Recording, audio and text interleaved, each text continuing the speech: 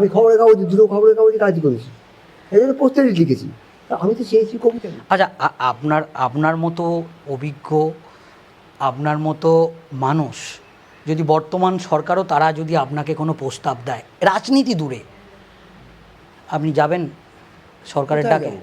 যদি কোনো এই রিলেটেড কোনো সাহিত্য একাডেমি বা আবার যদি বর্তমান সরকার আপনাকে ডাকে, আপনাকে আপনার সঙ্গে যদি সরকার কথা বলতে চায়, মুখ্যমন্ত্রী শুভেন্দু অধিকারী যদি আপনাকে নবান্নে ডাকে, আপনি যাবেন? তখন ডাকটা আগে আসুক, তারপর ভাববো। এক, দ্বিতীয় কথা, এই যে উইলিয়াম ব্লেকের নাম আপনি শুনেছেন? টাইগার টাইগার বার্নিং ব্রাইট, বিখ্যাত কবিতা।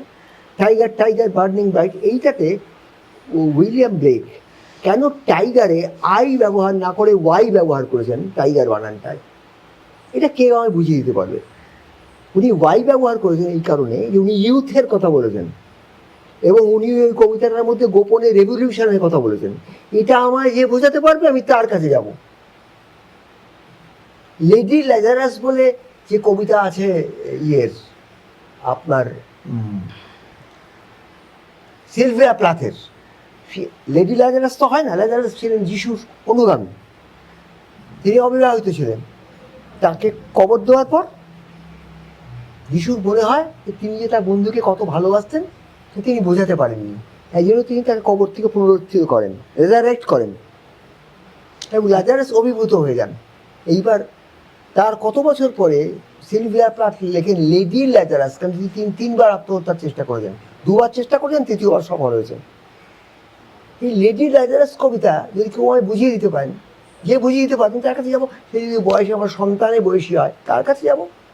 এখন আমার জীবনটা এই দিকে রয়েছে। আচ্ছা, আপনি আরেকটা কথা শুনুন, শ্যামকল্যাণ রাগের আরোহণে যে তীব্র মধ্যম স্বরটা ব্যবহার হয়, আর সেটা সন্ধ্যাবেলা স্বর রাগ, আর দ্বিপ্রহর রাগ সুৎসারণ, তার আরোহণেও একটা তীব্র মধ্যম ব্যবহার করা হয়। এই দুটো তীব্র মধ্যমের মধ্যে মিল কোথায় আর তফাৎ কোথায়, যদি কেউ আমায় বুঝিয়ে দেন, আমি তার কাছে যাব। আমি এই জন্যে বেঁচে আছি। এখন কে আমাকে কোথায় ডাকছেন, তার উদ্দেশ্য, কারণটা কি, আমি এই জিনিসগুলো জানতে চাই জীবনে। আমি এদিনে একবেলা ভাত খাই, একবেলা ইনশিওর খাই, আর মুসুর ডাল, ডিম সেদ্ধ, আর একবেলা ভাত, এই হচ্ছে আমার, আর চা, এই আমার চাওয়া জীবনে। তো কোনো চাওয়া নেই। যারা আমাকে এই জ্ঞান, এই জিনিসগুলো জানাতে পারবে তাদের কাছে আমি যাবো। এই যেটা বললাম, ব্লেকের কবিতায় কেন টাইগার বানানটা ওয়াই দিয়ে লেখা আছে, এটা যে আমার বোঝাতে পারবে, আমি তার কাছে যাবো। আচ্ছা, এবং তারা যদি আমার সন্তানের বয়সী হয় তাদের কাছে যাবো। আচ্ছা, এবার আপনাকে একটা এই প্রশ্নে, আমি কিন্তু শিল্প নিয়ে কথা বলছি, আমি কিন্তু, আপনি রাজনীতি নিয়ে আছেন, আমি শিল্প নিয়ে কথা বলছি। একেবারে আমি আরেকটা প্রশ্ন করব আপনাকে, একদম একজন চর্চায়, আমার কোনো শিল্প চর্চায়, হ্যাঁ, যেমন আমি ইয়েতে রামপুরহাটে বগটুইতে যখন আগুন লেগে অতগুলো 8 জন নারী মারা গেলেন এবং একজন পুরুষ, তখন আমি ছোট বই লিখেছিলাম দগ্ধ। যখন হাঁসখালিতে ধর্ষণ হলো, এই 14 বছরের মেয়েটা পঞ্চায়েত, তখন আমি একটা বই লিখেছিলাম নিজের বিরুদ্ধেই কথা বলেছিলাম। আমাদের কেউ বাধা দেয়নি, আমি থ্রেড কালচারের শিকার হইনি, কিন্তু তরুণীরা থ্রেড কালচারের শিকার হচ্ছিল, কারণ আমার এত বয়স হয়ে গেছে। আচ্ছা, আর অল্প বয়সীরা ভয় পায়, তাদের ভয় দেখানো হচ্ছিল।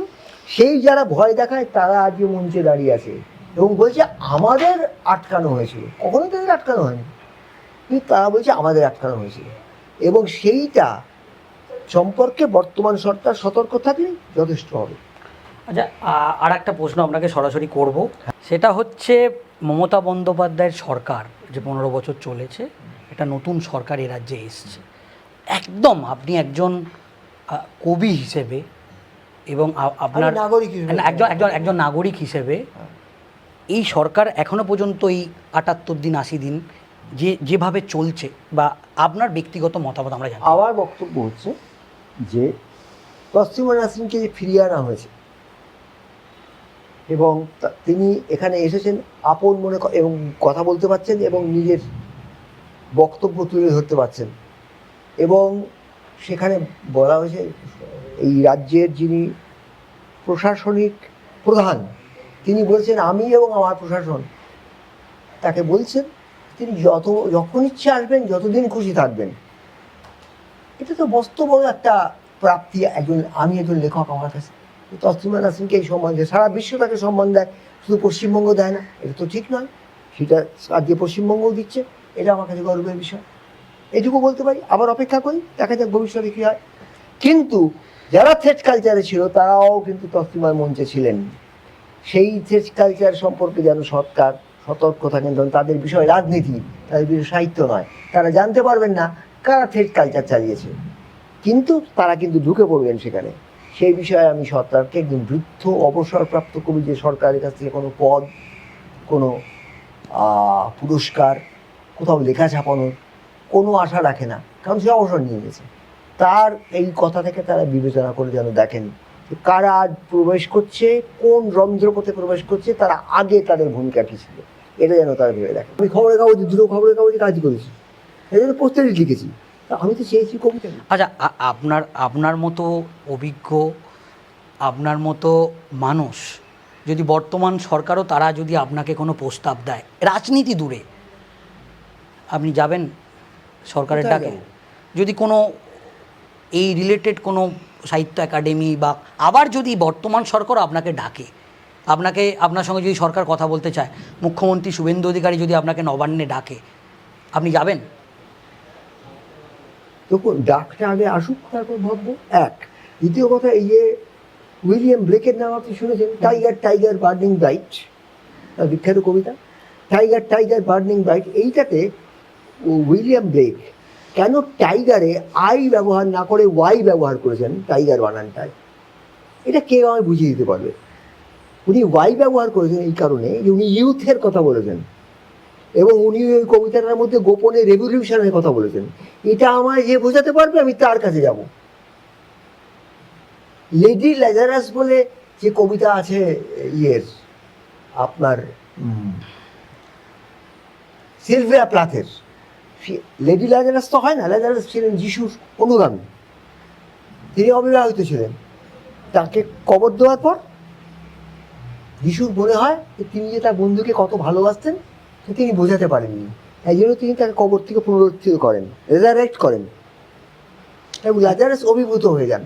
এইবার তার কত বছর পরে সিলভিয়া প্লাথ লেখেন লেডি ল্যাজারাস, কারণ তিনি তিনবার আত্মহত্যার চেষ্টা করেছেন, দুবার চেষ্টা করেছেন, তৃতীয়বার সফল হয়েছেন। এই লেডি ল্যাজারাস কবিতা যদি কেউ আমায় বুঝিয়ে দিতে পারেন, যে বুঝিয়ে দিতে পারেন তার কাছে যাবো। সে যদি বয়সে আমার সন্তানের বয়সী হয়, তার কাছে যাব। এখন আমার জীবনটা এই দিকে রয়েছে। আচ্ছা, আপনি আরেকটা কথা শুনুন, শ্যামকল্যাণ রাগের আরোহণে যে তীব্র মধ্যম স্বরটা ব্যবহার হয়, আর